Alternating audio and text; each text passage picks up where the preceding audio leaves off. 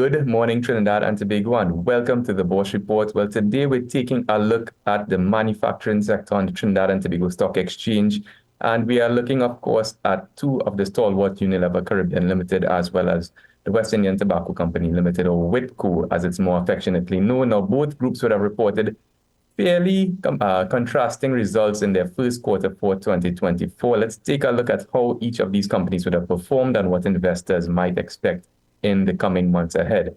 Turning firstly to Unilever Caribbean Limited, well, the group would have reported an earnings per share figure of 23 cents per share for that first quarter of 2024 compared to 9 cents per share in the first quarter of 2023, a 155% odd increase.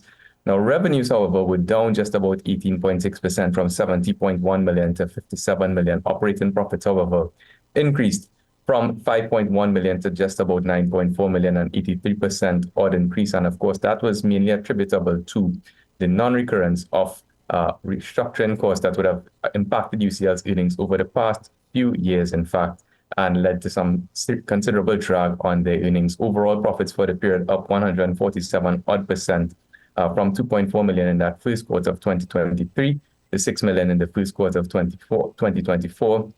Again, a 147 odd percent increase. Now, when we take a look at UCL and their revenue trends, well, it has been somewhat of a roller coaster ride over the past few comparable quarters. Of course, UCL engaging in some nips and cuts to their business with the seal of some particular business lines, and of course, restructuring costs overall impacting profitability. But from a revenue perspective, those chops and changes to its business lines and what it chose to retain, and this is what it chose to divest, would have led to some volatility overall in terms of earnings. So investors will be, of course, looking very carefully at this stabilized or post-reorganization and post-divestment revenue trends for UCL. Of course, at this particular point in time, it's a little bit unclear as to how that is going to turn out. So in that first quarter, of course, of 2024, revenues were down that 18.6% compared to a first quarter improvement in 2023 versus 2022 of 12.7%. That's the prior comparable period. So again,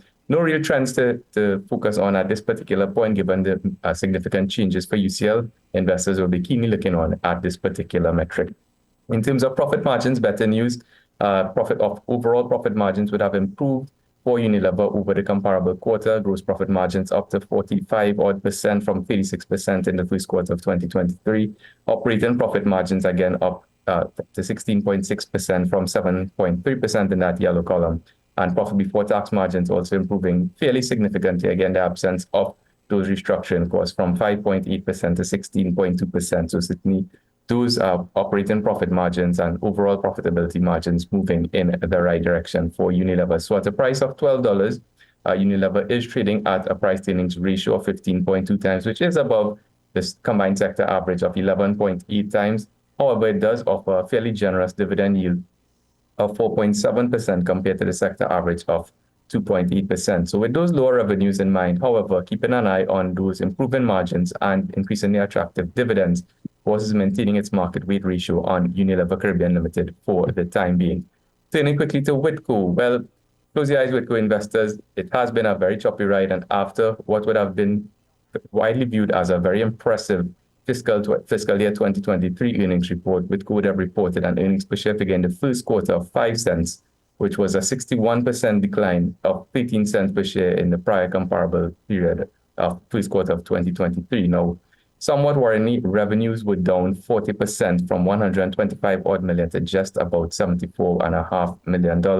Gross profits also down 44% from 73.4 million to 40.6 million. Overall, profit for the period declining from 34 million in the first quarter of 2023 to 13.5 million in the first quarter of 2024, a 60.4% decrease in those profits. Now, that would make cause some concern of worry for investors and potential investors as well, given that WITCO in its fiscal 2023 performance would have recorded a couple late quarter comparable signs of revenue stabilization, and overall for fiscal 2023 versus fiscal 2022, some improvement in overall revenues and profitability. However, for that first quarter of 2024, again, revenues down at 40%, following a 38% decline in revenues compared to well, in 2023, the first quarter of 2023, rather, compared to the first quarter of 2022.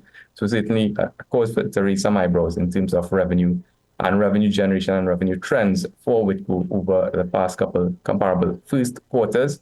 Again, the company would have attributed that performance to some underperformance in certain channels, particularly their foreign channels, where inventory management would have led to slower sales over the first quarter. The group did mention that it would have been, or that those challenges would have been remedied.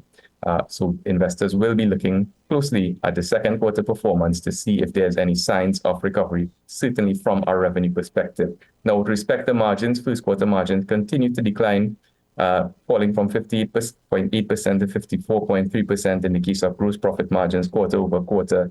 And overall, that profit after tax margin in that mustard colored line falling from 27.2% to 18.1%. So again, less efficiency in terms of translating every dollar of revenue generated by Wipro into profits for investors. Is there some cause for concern? In the very short term, perhaps, but let's take a look. Investors, as well as the investor community, will be looking at more of the medium term and the longer term in terms of Wipro to establish some particular recovery or not in terms of their trends and profitability generation for the stockholders. So at a price of $9.01, well, Wipro would have given up pretty much all of its gains that would have eked out in the first quarter on the heels of very significant full year results, and the stock would have advanced as much as 70%, I believe, during that first quarter, and would have now receded back to pretty much its starting year 2024 levels. And at that price, the stock is trading at a price earnings ratio of 8.8 times, below the sector average of 11.8 times, and offers, given its very generous dividend that was declared, and a dividend yield of 11.5% compared to the sector average of 2.8%, notwithstanding those relatively attractive valuations based on recent historical performance, with those revenue challenges in mind, narrowing margins, but keeping an eye on some of those new product offerings which are starting to penetrate the market. Bourse is adjusting its rating on Wipro from an overweight to market weight for the time being. Well, that's it for this week's edition. For more information, you can give us a call at 226-8773. Email us at invest@boursefinancial.com. And of course, you can check out our website where all of our research is absolutely free at bourseinvestment.com. So, and of course, you can catch this article in today's business section of the Trinidad and Tobago Guardian newspaper. So until next time, stay safe, happy investing, and we'll see you again on the Bourse Report.